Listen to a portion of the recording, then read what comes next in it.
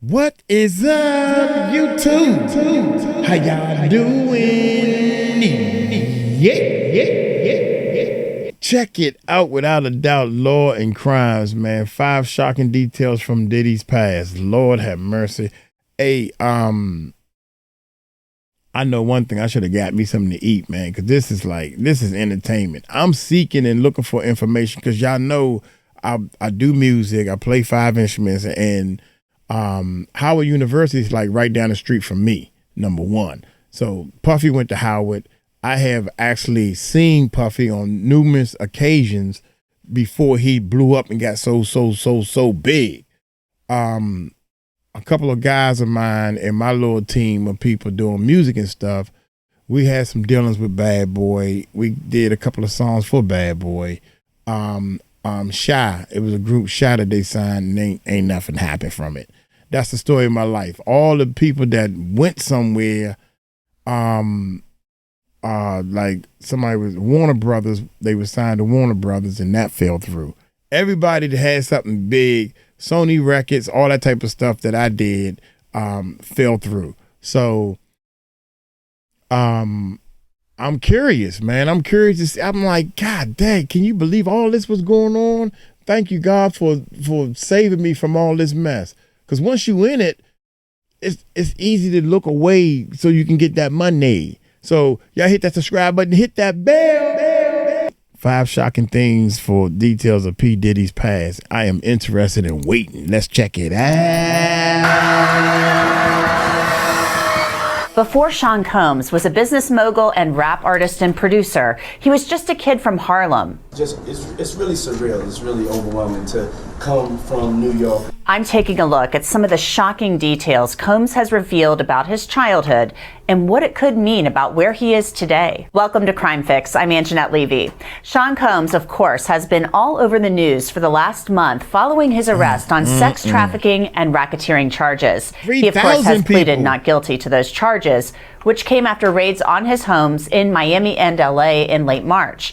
Combs' world started to crumble nearly a year ago when his ex, Cassie Ventura, filed a civil lawsuit claiming Combs subjected her to a decade of physical, mental, and emotional abuse. Combs settled that suit the very next day. Since that time, more civil suits have followed, with claims being made that Combs sexually assaulted or sex trafficked at least a dozen women. Combs has denied all of those. A dozen?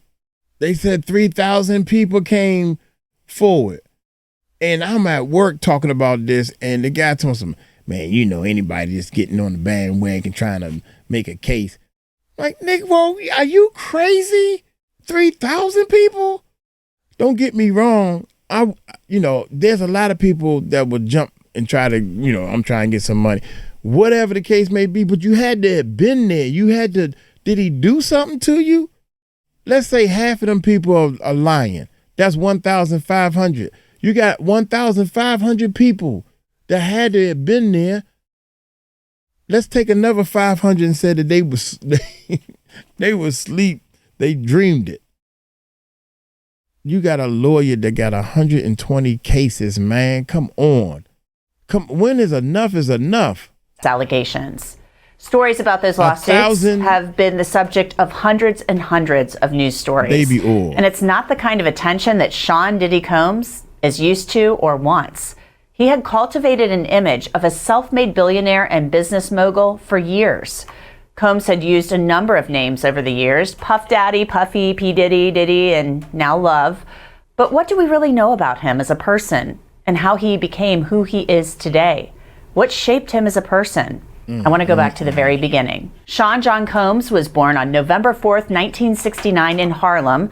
His mom was Janice and his dad was Melvin.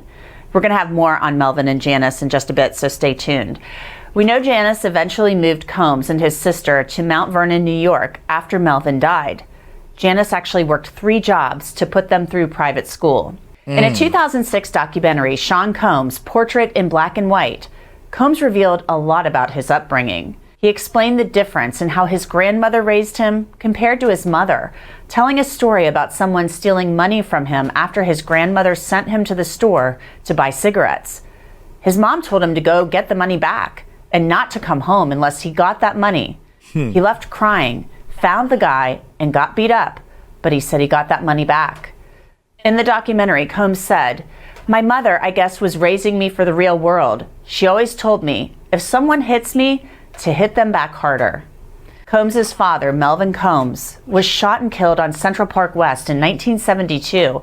But for years, Combs actually believed his father died in a car crash because that's what his mom told him. Combs talked about his father in the documentary, saying in his own words that he later found out his father's brains were blown out, and he learned he was the son of a hustler and a gangster, which he had always suspected. There has been talk over the years that Melvin Combs worked for Harlem gangster Frank Lucas, whose story was depicted in the film American Gangster. Combs apparently found out his father was friends with Frank Lucas, that drug dealer in the area, but has said in other interviews that his father was actually a drug kingpin in his own right, which is something he didn't want to glorify. Which was a lie also. That is a lie. You can look that up. That is definitely a lie. You know, they was like, come on, them kingpin. If his father was such a big kingpin, how come they were so poor? Think about that. Lucas has said he and Melvin Combs did business together. Combs said his only memory of his father was him tossing him into the air. He was a very stylish dresser. The ladies loved him. His whole everything is real meticulous. He had a lot of drive, a lot of determination. You know, he ain't want to be poor. I spoke with Sean Sotero, a music journalist, earlier this year about Sean Combs and his father.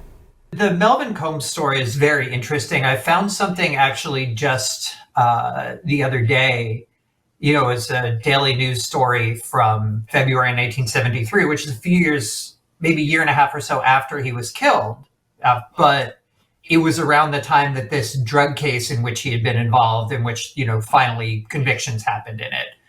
But this article says, well, look, you know, this case, which was, you know, breaking up a giant heroin ring, started when Melvin Combs's phone was wiretapped, and that was sort of the break in this case. And the article doesn't out and out say this, but it seems to imply that Melvin Combs' death was somehow connected to that, right? And you hear rumors people associated with Harlem in that time have said, well, look, people mistakenly thought Melvin Combs was an informant and that's why he was killed, right? It's sort of something that people who knew him back then or who knew the area back then have said. You know, it seems to me this article sort of trying to put two and two together and say maybe the reason they thought that was because there was, in fact, you know, this wiretap on his phone.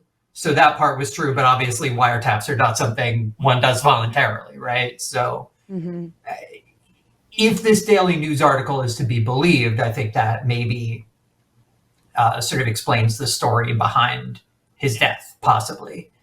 But yeah, I think, you know, Diddy definitely had, the image of his father was very important to him.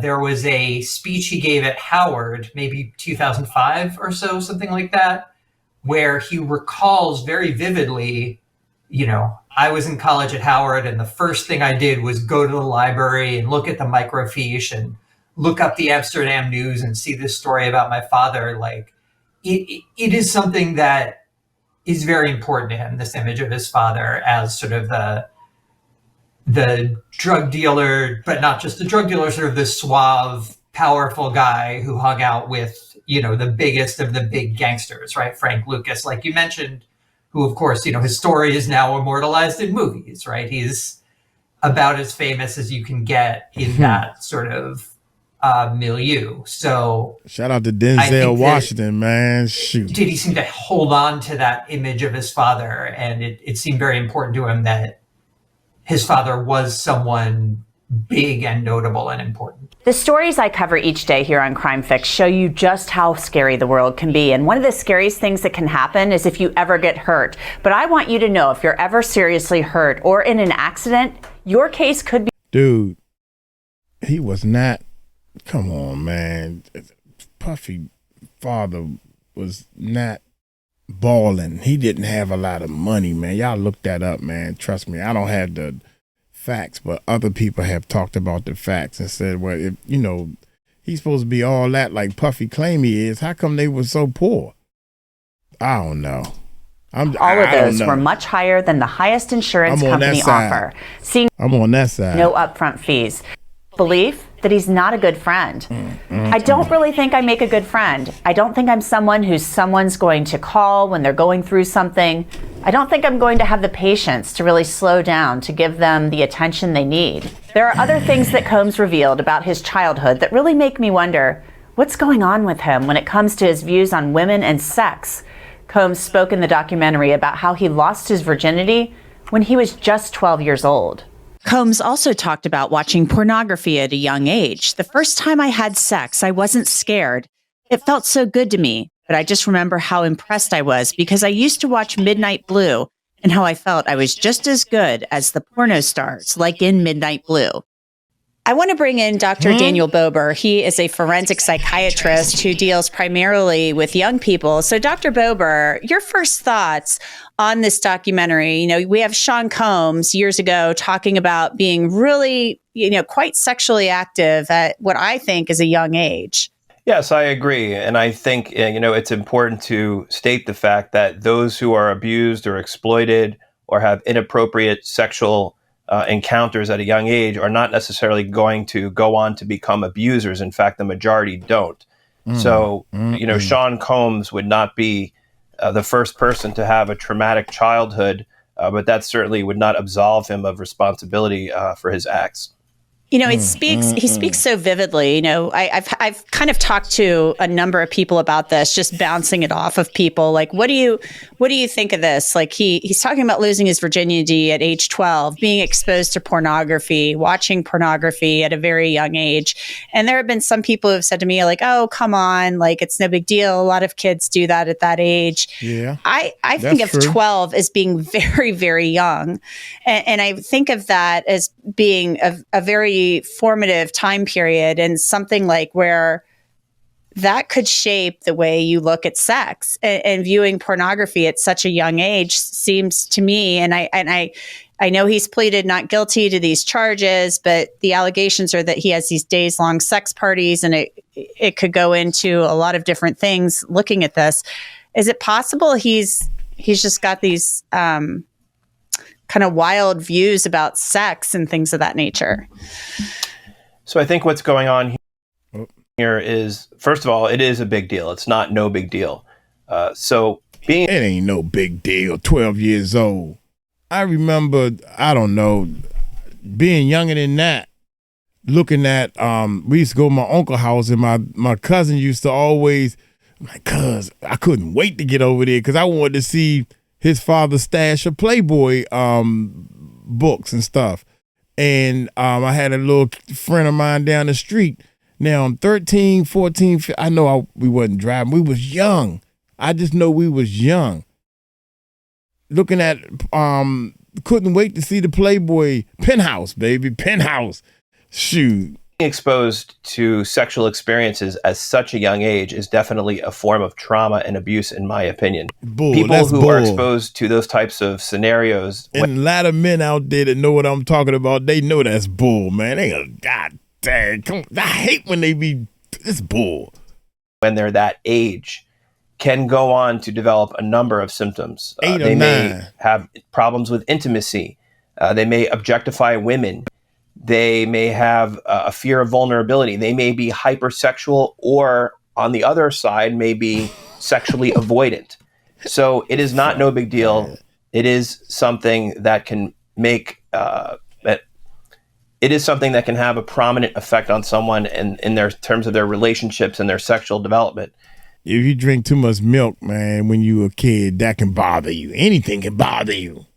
Oh, Lord. But again, it doesn't necessarily speak anything cannot bother you. Come on, man. Come on. The things that he's accused of. It may be an explanation for why he engages in some of the behavior. But I think if you take those childhood experiences and you combine them with celebrity, and then you have a person who has very deviant ideas about sex combined with being a celebrity, acting with impunity, knowing that there are no consequences, or at least believing that there are no consequences for their actions, doing so without fear that something's going to happen to them because of their tremendous wealth and their celebrity. And so I think that is a malignant combination. There's also the viewing of pornography here too. This is another thing where I've bounced this off of some people, and they're like, "Oh yeah, no big deal." But children viewing pornography, even adults being pornography, I'm not trying to sound puritanical, but there are a lot of people, and you're an expert in, you're in forensic psychiatry. Is that a bad thing, the viewing of pornography? I mean, especially for a young person who's a kid. I do think it can be bad. I think it's totally inappropriate. But unfortunately, with widespread access to the internet, to social media, kids at younger ages are being exposed to this type of pornography. And I have seen situations where patients of mine, for example, have acted out sexually at an inappropriate age, at least associated with the fact that they were viewing pornography. So I think it could be potentially destructive, but it really depends on the kid, their temperament, their parents, their support system. So I think there's tremendous variability. There's another piece of this puzzle too, and that's drug use. And drug use is alleged to have been rampant here. There's talk of GHB, ketamine, cocaine. There's allegations in civil suits being made that Sean Combs's staff kept him basically drugged up all the time. Like, it's almost as if they were instructed to do so. How does drug use kind of influence these behaviors? I mean, I think of drug use as kind of loosening one's inhibitions and things of that nature. So certainly drug use can make you disinhibited, affect judgment, affect your insight, affect your ability to control your impulses. But as we know in criminal law, drug use in and of itself, voluntary intoxication, is not a defense for a crime. What I see his defense team doing right now is painting this sort of family man defense, because one of the accusers is a single adult woman living at home and he is married with children. As a society, we place a positive moral value on either being married or having children or both. And the fact that this is a single woman, I think they're using that to sort of prejudice people, if you will, or causing them to view her in a negative light, because he is this sort of pure family man and she is this single adult woman. And again, I think there's sort of a subtext there that in some way he's morally superior because of that. Well, they've also said, too, that his defense attorney, Mark Agnifilo, has said this was consensual. You might not like it, but, these were consenting adults. That's kind of what he said publicly, too. So it'll be interesting to see how they play that at trial. He's also... If that's the case, why you got to spike the drink? Why you got to make people drink the drink or leave out? Said he will testify. There's another thing about Sean Combs's upbringing too that I find interesting. It's actually quite sad in this documentary. He talks about how, his mom, taught him, like, if somebody hits you, hit them back harder. Right. And you got to be tough and you got to hit him back harder. And I'm sure, growing up in Harlem, at least for the first part of his life, was not easy. That was rough. And she moved them out of there to try to get them into a better life. And kudos to her. But then there was also this, discussion about, getting the money stolen and, having to go out there and fight. I mean, it's, oh my goodness. It's like you want to kind of put your arms around the young Sean Combs and hug him and take him in. Listen, no question about it. He's tremendously talented. He's changed the world. He brought himself up from very difficult circumstances. So like all things, people are not all good or all bad. But that doesn't, excuse his conduct. If in fact these things are true, then he engaged in criminal conduct. But it doesn't take away from the fact that he had a difficult childhood, that he's an enormous talent and success. And we've seen this happen with other people before, like Michael Jackson. These are people who, again, that millions of people listen to their music and have found moments of happiness listening to them. And then we find out something about them that tarnishes that image, and we find ourselves conflicted about whether we should still be listening to them because of these acts that they've been accused of committing or have committed. Yeah. I feel like, you know, he had it pretty rough in some respects, you know, losing his father too. He didn't have a father figure. And that's often very important. It's important to young men, to boys, to have a father figure. His father, of course, was murdered. Oh, no question about it. Again, and all these things affected him, I'm sure. But the fact is that a majority of people who are exposed to this type of loss, trauma, abuse, neglect, don't go on to become abusers themselves, although certainly it increases the risk significantly when compared to the general population. Well, Dr. Daniel Bober, thank you as always for your expertise. I appreciate it. My pleasure. And that's it for this episode of Crime Fix. I'm Anjanette Levy. Thanks so much for being with me. I'll see you back here next time. God, dog, man, I had to turn down a little bit, man. Dude, first of all, I don't care what anybody say, man. I remember going over friends' houses and family houses, looking for them Playboy magazines. We didn't have the internet and stuff and all that stuff back then. And in fact, my uncle gave me a TV that can get this channel after 12 o'clock. And it's real snowy, but I can see some porn. And my father walked in. Now, I know I was over 13, 14. I don't think I was driving yet. And I was like, oh, my God, I got caught. He said, what you looking at?